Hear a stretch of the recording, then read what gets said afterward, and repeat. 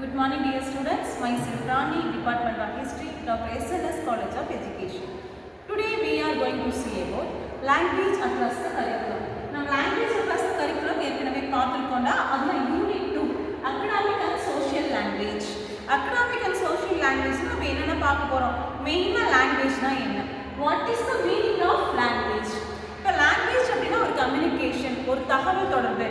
அந்த மாதிரி இல்லை அப்படின்னா நம்ம யாருக்கிட்டையும் எதையும் பேசவும் முடியாது, எந்த ஒரு விஷயத்தையும் நம்ம அவங்ககிட்ட ஷேர் பண்ணவும் முடியாது.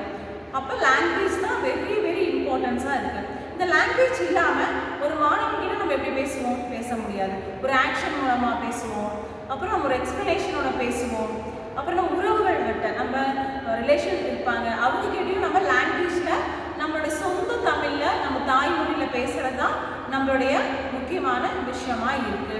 இதில் பார்த்தீங்க அப்படின்னா மீனிங் என்ன இருக்கு? மீனிங் தான் லாங்குவேஜ் கம்யூனிகேஷன் சொல்றோம். இந்த மெயின் கான்செப்ட் என்னன்னா சரியான ஒரு வார்த்தையை சரியான முறையில் நம்ம பேசணும், சரியான முறையில் உச்சரிக்கணும்.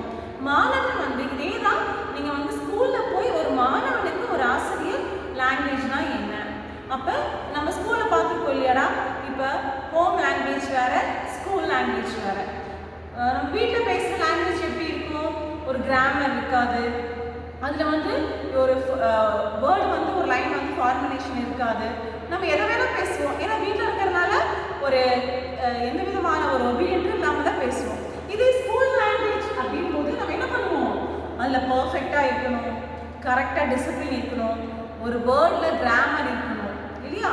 இப்போ நம்ம தாய்மொழியை தான் ஹோம் லாங்குவேஜ்னு சொல்கிறோம். நம்ம தமிழாக இருக்கலாம், மலையாளமாக இருக்கலாம், ஹிந்தியாக இருக்கலாம், ஒவ்வொருத்தருக்கும் ஒவ்வொரு லாங்குவேஜ் இருக்கும். அப்போ நம்ம இந்திய நாட்டில் அதிக மொழி பேசுகிறது என்னதுன்னு பார்த்தோம் அப்படின்னா தமிழ் தான். தாய்மொழி தமிழ். இந்த தமிழை என்ன சொல்கிறோம்னா குடும்ப மொழின்னு கூட சொல்கிறோம். இப்போ உங்களுக்கு எக்ஸாம்லேயே குடும்ப மொழியை பற்றி விவரமாக எழுது, இல்லைன்னா விவரி, இல்லைன்னா explain the language, home language அப்படின்னு கேட்குறப்ப ஃபேமிலி லாங்குவேஜ்னு கேட்டாங்கன்னு வைங்க, ஐயோ ஃபேமிலி லாங்குவேஜா என்ன அதுன்னு நம்ம யோசிக்கக்கூடாது. ஹோம் லாங்குவேஜ் தான் நம்ம என்ன பண்ணுறோம்? ஃபேமிலி லாங்குவேஜ் அப்படின்னு சொல்கிறோம். அப்போ நம்ம முதல் முறையாக ஒரு குழந்தை பிறந்து முதல்ல கூப்பிடுற வார்த்தை, அது விவரம் தெரிஞ்சு கூப்பிடுறது அம்மா அப்படின்னு தான் கூப்பிடும். அதுக்கப்புறம் தான் அந்த குடும்பத்துடைய உறவு முறைகளை அந்த குழந்தை படிப்படியாக தெரிஞ்சுக்குது இல்லையா. இதுதான் நம்ம நடைமுறையில் இருக்கிறது. அதுக்கப்புறம் என்ன பண்ணுறோம்? அந்த குழந்தைக்கு ஒரு 3 வயசு ஆயிடுச்சு அப்படின் போது அந்த குழந்தைய நம்ம ப்ரீகேஜி ஒரு எல்கேஜி சேர்த்துறோம். அங்கே போய் அந்த குழந்தை ஒரு புதிய மொழியை கற்றுக்குது. அதுதான் என்ன சொல்ற ஸ்கூல் லாங்குவேஜ், செகண்ட் லாங்குவேஜ் கூட சொல்லலாம். இதில் ஷார்ட் ஃபார்ம்ல L1 அப்படின்னா ஹோம் லாங்குவேஜ், L2 அப்படின்னா அந்த ஸ்கூல் லாங்குவேஜ். அந்த குழந்தை ஆட்டோமேட்டிக்கலி தமிழ் சப்ஜெக்ட் நல்லா படிச்சிடும், ஏன்னா அது தாய்மொழி தமிழ், நல்லபடியாக படிக்கும், நல்ல மார்க் எடுக்கும்.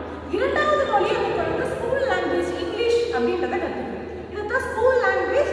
டிசிப்ளின் இருக்கும், கிராமர் இருக்கும், எல்லாமே ஃபார்மாலிட்டியோட தான் நடக்கும் இல்லையா. அது இல்லாமல் எதுவுமே இருக்காது. அப்போ அந்த குழந்தை புதுசாக ஒரு மொழியை கற்றுக்கும் பொழுது ஒரு பயம் உணர்வு தோணுது.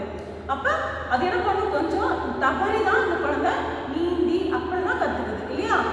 ஆரம்பத்துலேயே அந்த குழந்தைக்கு டக்குன்னு வந்துடாது. அதனால தான் என்ன பண்ணுறாங்க, லோயர் கிளாஸ்ல எல்லாம் ரைம்ஸ் வச்சுருக்காங்க, அதுக்கப்புறம் ஸ்டோரி டெல்லிங் இருக்கு. இது எல்லாமே அந்த மொழியை அந்த குழந்தை எப்படி கற்றுக்குது, அதை எப்படி புரிஞ்சுக்குது.